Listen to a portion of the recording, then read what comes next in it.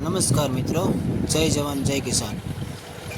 આજે આપણે ખાતર જે ઘરે ભેગું થયેલું છે એનો એક ઢગલો કરવાનો છે, એટલે કે ખાતરની ઉથરેટી।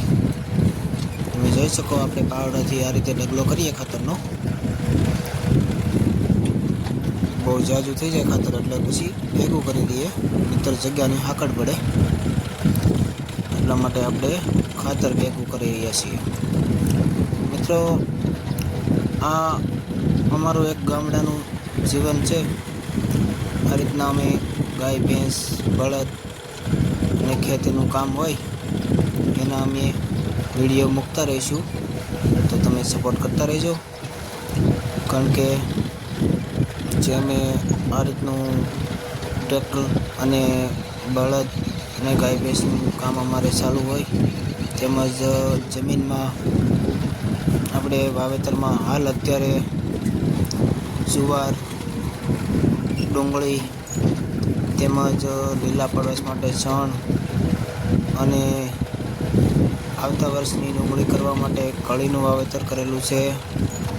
એ તમને અલગ અલગ વિડીયો હું તમને આગળ બતાવતો રહીશ, તો અમારી સાથે બન્યા રહેજો અને જોતા રહો અમારો વિડીયો।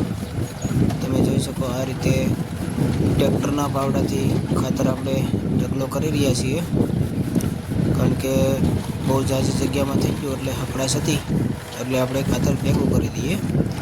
ત્યારબાદ આપણી જમીન જ્યારે ખાલી થશે ત્યારે આપણે આ પાવડાથી ટોલી ભરી અને ખેતરમાં નાખી દઈશું।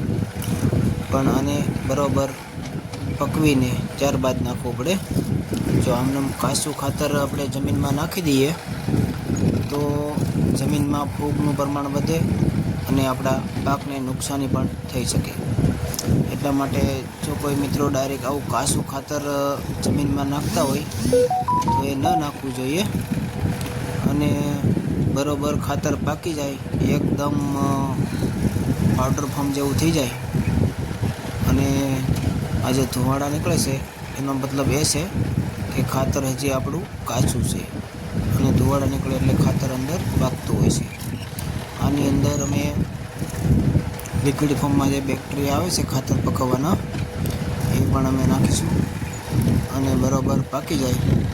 અંદાજિત 1 વર્ષનો ટાઈમ લાગે ખાતરને પાકતા। બરાબર ઢગલો કરી દો અને બેક્ટેરિયા પાઈ દો તો 3 મહિનાની અંદર નાખવું તો હાલે એવું થઈ જાય, પરંતુ બરાબર સરખું પકવવું હોય તો આપણે 1 વર્ષનો સમય લાગે। હવે આપણે ઢગલો કરી નાખ્યો ખાતરનો, આ જો આ રીતનો ઢગલો થઈ ગયો છે।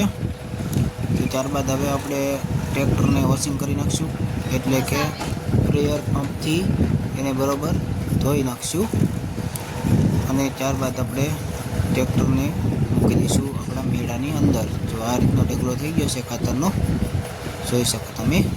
હવે આપણે આ એસપીનો પેયર પંપથી આપણે દવા પણ છાંટીએ છીએ અને ત્યારબાદ પંપને સફાઈ કરીને આપણે ટ્રેક્ટર ટુ વ્હીલ ધોવામાં પણ ઉપયોગ કરીએ છીએ।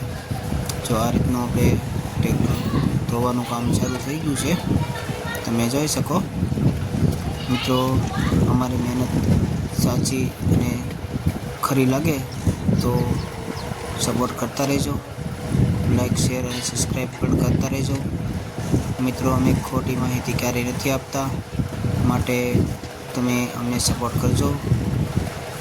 જો આ રીતના અમારા વિડીયો આવતા રહેશે ખેતીને લગતા, અને ગામડાનું અમારું જીવન આ રીતનું છે।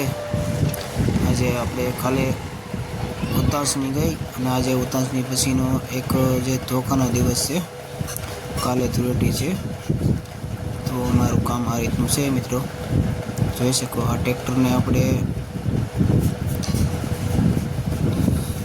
4.5 વર્ષ થઈ ગયા છે, 3 કલાક જેવું ચાલ્યું છે, પણ આપણે પાસવર્ડના લીધે હજી કન્ડિશન આની એકદમ સારી છે અને સરસ ચાલે છે। જોઈ શકો તમે આ રીતનો આપણો પાવડો છે, ખાતર કમ્પ્લીટલી ભેગું થઈ ગયું છે। તો મિત્રો, સપોર્ટ કરતા રહેજો। આપ સૌનો આભાર અને ભારત માતા કી જય, જય ગૌ માતા। અને બને એટલું આપણે ખેતીમાં ઓર્ગેનિક વાપરીએ। જીવામૃત છે, ઘનજીવામૃત છે, અને ત્યારબાદ આપણે આ રીતના આપણું ઘર છે. મિત્રો આ મેસી ટ્રેક્ટર છે, તમે જોઈ શકો છો. મેસી ફેર્ગુસન 245. એનાથી અમે પાવડર જોડાવીને અમે ખાતર ભેગું કર્યું. હવે મારા પપ્પા આ ટ્રેક્ટરને ધોઈ રહ્યા છે, તમે જોઈ શકો છો. આ રીતે અમે એસપી કંપનીના પંપથી અમે ટ્રેક્ટર ધોઈ રહ્યા છીએ. ટાયર ને બોનેટ ને બાક સીટ ને સ્ટેરિંગ ને બધે ધોઈશું. તમે જોઈ શકો છો એસપી કંપનીનો પંપ છે. 20 ફૂટથી 20 ફૂટમાં એક સાથે દવા નાખી શકે છે. તમે જોઈ શકો છો. આ રીતે અમે ટ્રેક્ટર સાફ કરીએ છીએ. અને અમારે 4.5 જેટલા વર્ષ થઈ ગયા છે. આ ચેનલમાં તમને ખેતીના વિડીયો જોવા મળશે.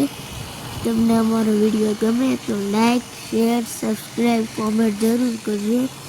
તમે જોઈ શકો છો આ અમારે ટ્રેક્ટર છે. આને પછી ધોઈને મેળા મૂકી દઈશું. અહીં અમે ખાતર ભેગું કરી લીધેલું છે. હવે તમે જોઈ શકો છો.